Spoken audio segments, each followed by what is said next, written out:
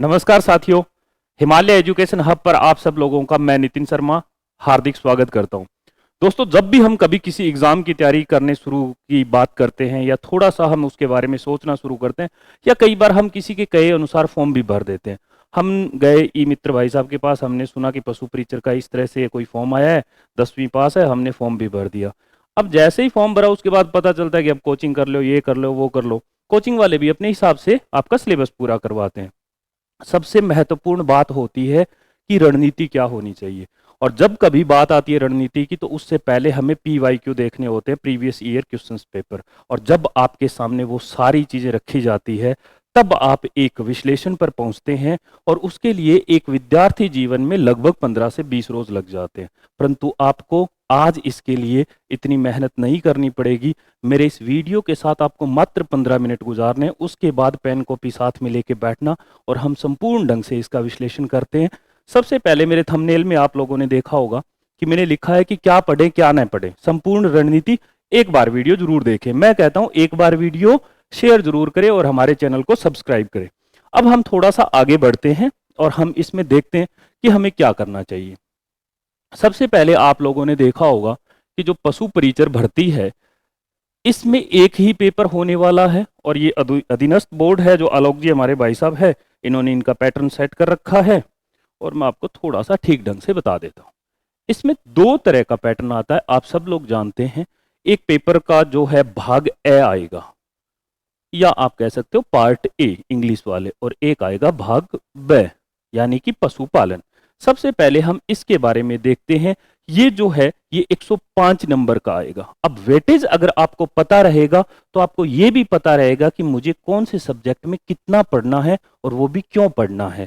दूसरी तरफ अगर देखें तो ये भाग ब जो है ये 45 मार्क्स का आएगा। इसकी भी चर्चा करेंगे संपूर्ण, बस आप वीडियो के लास्ट तक बने रहना।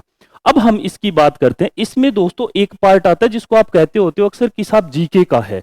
जीके का तो है ही है। इसके बाद हम एक पार्ट की बात करें कि इसमें आएगा गणित यानी मैथ आएगा, एक इसमें आएगा विज्ञान यानी साइंस, और लास्ट इसमें आएगा करंट अफेयर्स। ये कुल मिलाकर आपके 4 टॉपिक आने वाले हैं। इनके हम जरूर डिस्कस करेंगे। इसमें हम पहले देख लेते हैं। इसमें देखो, एक तो आपके पास इसका सामान्य ज्ञान होना चाहिए। पशुपालन किसको कहते हैं, पशुधन किसको कहते हैं, AI का फुल फॉर्म क्या होता है, पशुओं में जो रोग होते हैं वो कौन कौन से होते हैं, बकरियों में रोग कौन से होते हैं, गायों में रोग कौन से होते हैं, है ना। और उनका जो एनाटॉमी होता है, उनका जो शरीर की संरचना होती है, उसके बारे में आपको ठीक ढंग से पता होना चाहिए। और आप कह सकते हो कि AI यानी गर्भाधारण कब होना चाहिए। ऐसे तमाम सारे तरह के प्रश्न पूछे जाएंगे। उसके लिए कभी फिर सेपरेट बनाएंगे वीडियो, पर आज हम थोड़ा सा बता देते हैं। सामान्य ज्ञान होना चाहिए इसके बारे में। दूसरा, आप पढ़ते हो पशुओं के रोग, तो आप कहोगे पशु रोग। आपसे क्या सवाल पूछा जाएगा कि साहब ये जो रोग है ये निम्न में से कौन से वायरस से होता है, बैक्टीरिया से होता है ना। आप कहते हो साहब फंगी से होता है। थोड़ा हिंदी में गड़बड़ रहता है मेरे साथ, तो आप थोड़ा मैनेज कर लेना, बैक्टीरिया से या आप कह सकते हो वायरल से, है ना। उसके बाद हम देखें एक और इसमें रोग के साथ साथ क्या होता है दोस्तों कि जो दूध से संबंधित प्रश्न एक आता ही आता। आप लोगों ने 10वीं में अक्सर एक सवाल देखा होगा कि साहब हम पाश्चुरीकृत करते हैं। पाश्चुरीकृत करने का मतलब क्या होता है, दूध को उबाला एक साथ, उसके चारों तरफ ठंडी वायरें लगी होती है, एक साथ ठंडा हीट दे दिया, अब ये हो गया पाश्चुरीकृत। ये कितने डिग्री टेम्परेचर पे होता है, ये सवाल बनता है साहब।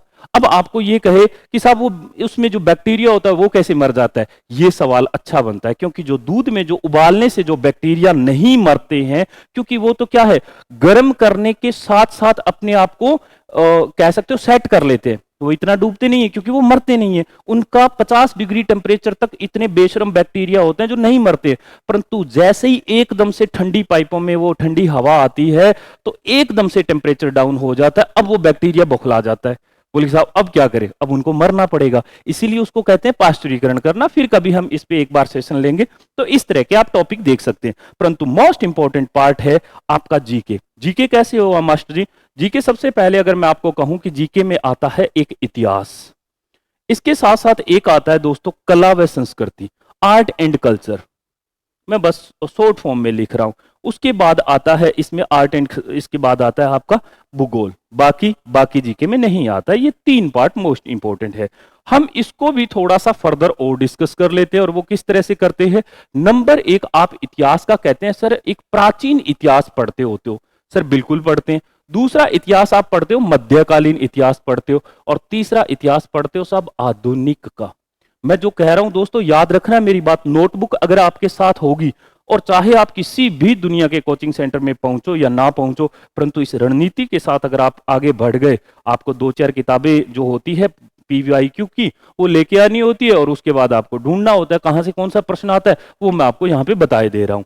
अब सुनो, प्राचीन काल वो काल था जब हमारे जो बुजुर्ग, यानी हम कह सकते हैं हमारे जो आदि मानव, जब पूर्वज हुआ करते थे। अब कुछ बच्चे ऐसा कमेंट कर सकते हैं, बोले कि मारला तो कौन ही आदि मानव थारला, तो ऐसा नहीं है। हम सबके जो प्राचीन काल में जितने भी हमारे पूर्वज थे वो पाषाण काल से आए थे, यानी पाषाण का मतलब होता है पत्थरों से उन्होंने आग को जन्म दिया था, वहां से सब कोई प्रश्न नहीं आता है। मध्यकालीन में अगर आप राजस्थान के संबंध में बात करोगे तो जितने भी रजवाड़े हुए और आपके मुगलों का, इनके साथ मुगलों के क्या संबंध रहे। अकबर का काल आया, उसने 1572 ईस्वी में क्या करा, अकबर दरबार लगाया, कहां लगाया साहब, नागौर में लगाया, तो इनके रिश्तों का संबंध पता चलता है। जोधा ब्याही गई थी, कौन से घराने से आती है, ऐसे सवाल। तो इसमें आपको क्या करना है, मध्यकालीन में गिन के 12-15 राजा पकड़ने हैं जिन पर बार बार प्रश्न पूछा जाता है। जैसे आप अगर मेवाड़ की बात करोगे तो जो सांगा हुए उनमें से कुंभा को पकड़ लो, आप प्रताप को आप ठीक ढंग से याद कर लो, सांगा को आप ठीक ढंग से याद कर लो, इस तरह से इन राजाओं को कर लो। अजमेर में आप चौहान राजवंश को देख लो,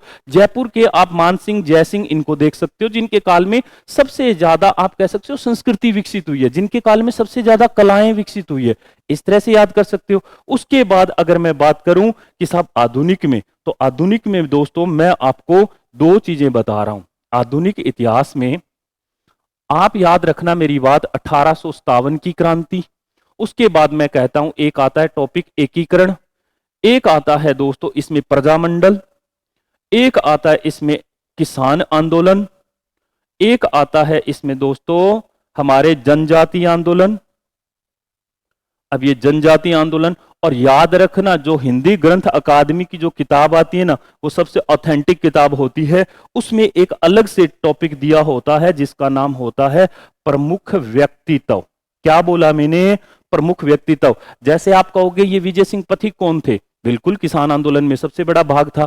या फिर आप ये कहोगे कि साहब नारायणी देवी कौन थी, या आप कहोगे जयनारायण व्यास कौन था। ये सारे नाम जब आप देखते हैं तो आपको इस बात का पता चलता है कि ये प्रमुख व्यक्तित्व में आता है। याद रखना दोस्तों, मैं आपको वापिस पुराने वाली स्लाइड पे लेके चलता हूं। सामान्यतः क्या होता है, जीके में आप पाओगे 105 में से 50 नंबर का, और गणित में आप पाओगे यही 15 का, और ऐसे ही 15 का विज्ञान में पाओगे। इनमें हम डिस्कस करेंगे, और बाकी के आप देखोगे कि करंट अफेयर्स में से सवाल आते हैं। 15 से 20 प्रश्न यहां आते हैं, 15 से 20 प्रश्न यहां आते हैं, और यही 15 से ये जो 50 से 60 प्रश्न है, इसमें सबसे ज्यादा किस में आएंगे। मैंने कहा प्राचीन में नहीं आने वाले, आपको पाषाण काल वैदिक काल नहीं पढ़ना है। क्यों नहीं पढ़ना है, कहां आप 16 महाजनपद याद करते फिरोगे साहब, कोई नहीं पूछेगा। आपको राजस्थान की कला संस्कृति पता होना चाहिए, और आपको आधुनिक इतिहास पता होना चाहिए। ये मोस्ट इंपॉर्टेंट पार्ट होता है। अब हम देखें दूसरा कि साहब हमने इसके बारे में थोड़ा सा जिक्र किया था, हाँ यहां पर इसमें से आप याद रखना 10 से 15 सवाल इसी टॉपिक में से आएगा। 1857 की क्रांति एक ऐसा टॉपिक है, आप फर्स्ट ग्रेड आरएस से लेकर और आप पियोन तक की भर्ती में चले जाओ, 1 या 2 प्रश्न पक्के आते हैं। और टॉपिक कितना 3 पेज का रहता है, उसको बारंबार पढ़ लोगे तो आपका कल्याण हो जाएगा। अगला एकीकरण, बिल्कुल राजस्थान का जो आप 7 चरणों में एकीकरण देखते हैं, एक ना एक कौन से का प्रधानमंत्री कब बना, किसका एकीकरण कब हुआ, कौन सा किस में सम्मिलित हुआ, तो उसका नाम क्या हो गया, यही गिन के 4 प्रश्न आते हैं। आप जब पुराने पीवाई की उठाओगे ना तो आप पाओगे, मुझे हर एक शब्द के साथ महसूस करोगे कि नितिन सर ने आज हिमालय एजुकेशन हब के ऑनलाइन चैनल पे हमें जो क्लास दी थी वो सच में काम आई हमारे। अगला देखो प्रजामंडल में बिल्कुल हम पढ़ते हैं, उसके साथ किसान आंदोलन में, अरे किसानों के इतने आंदोलन हुए कितने साहब, यही 4 गिन के। और उसमें कौन सा आंदोलन में कौन से मारे गए, कौन से किसान आंदोलन को सबसे ज्यादा किसने लीड किया, आप ऐसे प्रश्न देखते होते हैं। और थोड़ा बहुत वर्ष के बारे में पूछ लिया जाता है।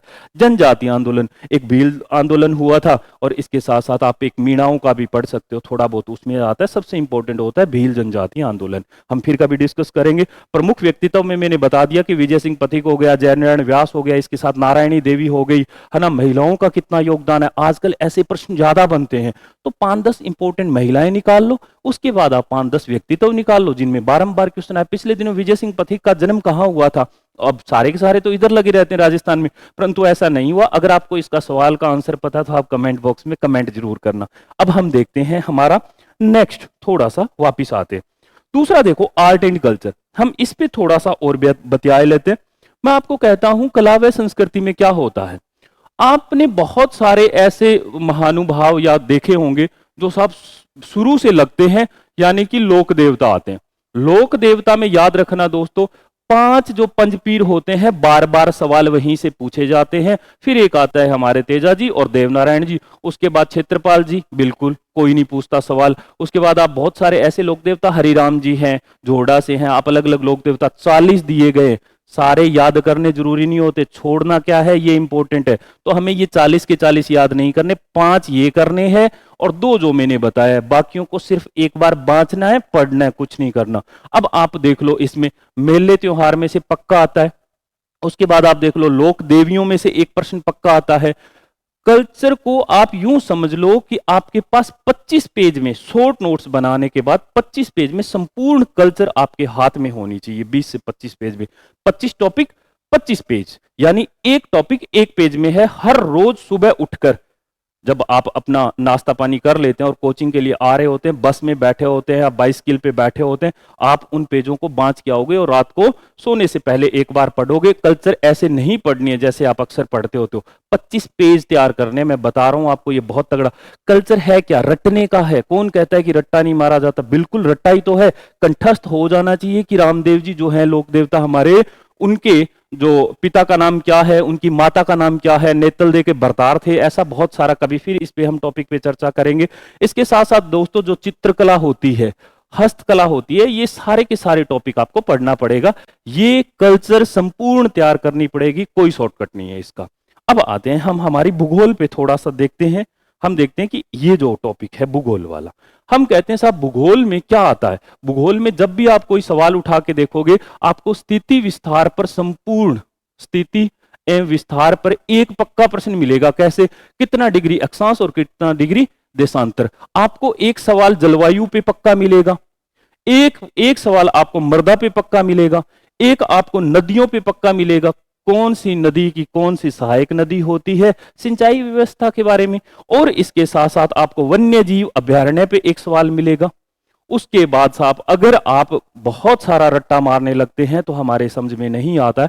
कुछ एक इंपॉर्टेंट टॉपिक होते हैं, PYQ पहले उठाने, प्रीवियस ईयर क्वेश्चंस पेपर, जितने भी हमारे पुराने पेपर आए हुए हैं सबको एक बार बांचना। आप पाओगे सर बार बार यहीं से सवाल आ रहे हैं, और बिल्कुल आ रहे हैं, आपको मेहनत नहीं करनी है, अब आपको पुराने पेपर देखने। अब हम थोड़ा सा आगे और चलते हैं, और इसमें गणित की बात करें तो मैं आपको बहुत ज्यादा अब समय बर्बाद नहीं करूंगा। अगर आपको ये सेशन अच्छा लग रहा है तो आप कमेंट बॉक्स में कह सकते हो कि सर एक ढंग का वीडियो और आना चाहिए, जिसमें आप इस बात के लिए सहज हो जाओ कि हमारा टाइम खराब हो रहा है। मुझे कई बार डर लगता है कि इस एग्जाम के समय में बच्चों का जो है समय बर्बाद नहीं होना चाहिए। आप अगर सहज हैं तो हम भी सहज हैं, हम नया वीडियो लेके आएंगे। गणित में जिस बच्चे को औसत और प्रतिशत 2 टॉपिक आते हैं दोस्तों, उसको बाकी के सारे ही आते हैं। याद रखना, ये रामबाणी लाज है। बोले कि साहब कैसे, जिसको प्रतिशत निकालना आ गया, औसत निकालना आ गया, वो लाभ हानि, वो उसके बाद के जितने भी टॉपिक आते हैं उनमें सब में वो काम आएगा ही आएगा। परसेंटेज हर जगह काम आएगा, ये बेसिक नीड है मैथ की। तो आपको पहले इन 2 पे प्रैक्टिस मारनी है। याद रखना, जब तक आपका पशु परीक्षर का पेपर हो, इन दोनों पे हर रोज आप 25-25 प्रश्न करते जाना, चाहे हल्के हो चाहे भारे हो, इस बात से फर्क नहीं पड़ता। हम बात करते हैं, लास्ट टॉपिक है जो हमारा साइंस। साइंस में दोस्तों 3 पार्ट देखते हैं आप। एक पढ़ते हैं बायोलॉजी को कहते हैं जीव विज्ञान, एक पढ़ते हैं आप रसायन विज्ञान और एक पढ़ते हैं भौतिक विज्ञान। वो जमाने गए जब कुछ लोग ऐसी बातें किया करते थे कि बताओ भाई साहब, ये जो डाइजेस्टिव सिस्टम है इसमें से अगर हम बात करें कि जो छोटी आंत होती है इसका क्या काम होता है। अब जमाने गए, सवाल नहीं पूछे जाते हैं, आप उठा के देखना। अब जो सवाल पूछे जाते हैं वो दैनिक जीवन से पूछे जाते हैं। दैनिक विज्ञान आती है, अब विज्ञान नहीं आती है। जीव विज्ञान में जितने मानव जनित रोग होते हैं उन पे सवाल बनेगा ही बनेगा, याद रखना मेरी बात। दूसरा मैं बता दूं, विटामिन जो होते हैं आपके, विटामिन है ना, कौन से वाटर सोल्यूबल होते हैं, पानी में घुलनशील कौन से होते हैं और वसा में घुलनशील कौन से होते हैं, दो तरह के तो होते हैं। अब इनमें इनके द्वारा जनित रोग कौन से होते हैं, रोग तो इनकी वजह से भी आएंगे। तीसरा याद रखना, मिनरल्स नाम का एक टॉपिक आएगा और उसके बाद कुछ एक आप कह सकते हो तंत्रिका तंत्र से संबंधित या आपके दिमाग से संबंधित सवाल पूछ लिया जाता है। एक आध सवाल कोशिका से आता है, टिश्यू से सवाल नहीं बनते हैं। अब कई बार आदमी अगर घर से झगड़ा करके आता है एग्जामिनर, तो फिर अलग बात है कि वो आपसे बदला लेने की मूड में है, बोले कि नहीं इस बार तो कोई पास नहीं होगा, मैं गारंटी देता हूँ 40% नहीं आने चाहिए, तो बना दे तो अलग बात है। अब देखो रसायन विज्ञान, अब आप बैठ जाओ रसायन विज्ञान में बहुत सारी डेप्थ स्टडी करने, कार्बनिक यौगिक कौन से होते हैं, फलां ढिमका, कुछ नहीं है साहब, मैं आपको बताता हूं। अपमार्जक नाम का एक टॉपिक देखना, आप देखना साबुन, आप क्या पाओगे इनमें, बोले कि साहब साबुन में जो झाग आते हैं साबुन को वॉश करने से, निम्न में से कौन से उसके डिटर्जेंट या किसी की वजह से आते हैं, एजेंट की वजह से आते हैं, तो उसमें एक SLS नाम का होता है, सोडियम लॉरल सल्फेट, उसकी वजह से ये झाग आते हैं। सवाल पिछले दिनों आया, ये देख लेना आप। ऐसे सवाल, यानी दैनिक जीवन में आप क्या काम कर रहे हैं उन्हीं से संबंधित सवाल पूछे जाएंगे। उन्हें न्यूटन नहीं चाहिए, उन्हें आइंस्टीन नहीं चाहिए, उन्हें चाहिए पशु प्रीचर। वो आपका यही तो लेवल है 10वीं क्लास का, तो उतना सही पूछेंगे। भौतिक विज्ञान में याद रखना, मात्रक सारे रट लेना, विद्युत धारा और चुंबकीय धारा दो याद कर लेना। एक और मैं चुंबकीय साथ ही बता देता हूं। अब बहुत सारे मास्टर साहब क्या करते हैं, इनके न्यूमेरिकल्स यानी गणित वाले सवाल करवाने लग जाते हैं। बोले बताओ भैया F बराबर ma है, यानी है ना, force is equal to mass into acceleration, ये द्रव्यमान होता है, ये त्वरण होता है। बोले त्वरण साहब 20 होता है, मास पता करो, फोर्स इतना है। कोई नहीं पूछेगा, यहीं तक सिमट जाएगा कि आप बता दो हमें न्यूटन का प्रथम नियम कौन सा होता है। तो इस तरह से अगर आप डेप्थ में स्टडी करोगे तो मारे जाओगे। सबसे पहले आपका बेसिक क्लियर होना चाहिए, और अगर आपने शॉर्ट नोट्स बनाते चले गए तो आखिरी 15 दिन कुछ नहीं करना, उन शॉर्ट नोट्स को बांचना है, उनको कंठस्थ कर लेना है। जब आपका बेसिक क्लियर हो जाएगा तो गहराइयों में अपने आप चले जाओगे। पहले दिन कोई आइंस्टीन नहीं बनता, धीरे धीरे वक्त के साथ बनता है दोस्तों। और मैं अब लास्ट में आपको एक और बता दूं कि एक टॉपिक मेरा बच गया है करंट अफेयर का।